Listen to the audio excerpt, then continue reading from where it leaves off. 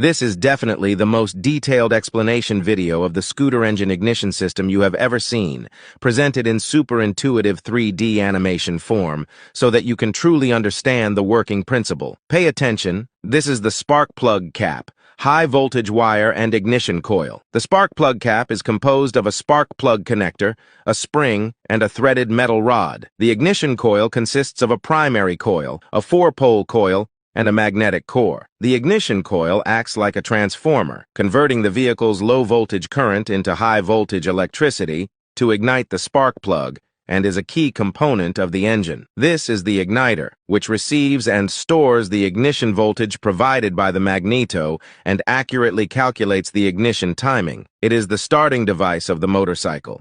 It has 5 wires. One is connected to the ignition coil, the second is connected to the switch. The third is connected to the engine housing along with the switch and ignition coil, that is, to ground. The advantage of this is that it can avoid poor contact or line heating. This is the generator coil and inductive sensor. This is the winding that powers the sensor.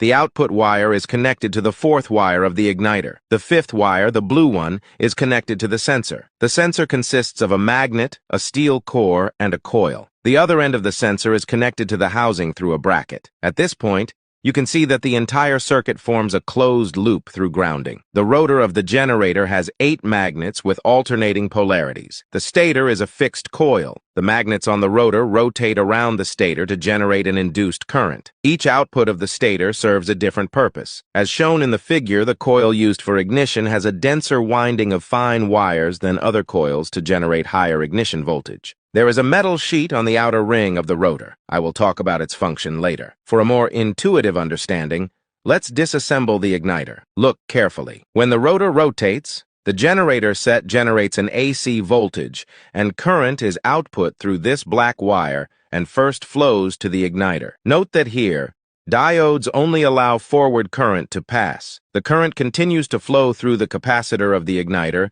then flows to the primary coil of the ignition coil, and then forms a closed circuit through this green wire connected to ground. If you don't see it clearly, you can pause and observe carefully. In this process, the capacitor of the igniter will be charged. When the metal sheet on the generator rotor passes through the inductive sensor, a pulse will be generated in the sensor. The pulse flows through this blue wire's resistor and capacitor and reaches gold gate pin of igniter. Then gold gate opens, forming a new closed loop. The charged capacitor will discharge into primary coil of ignition coil.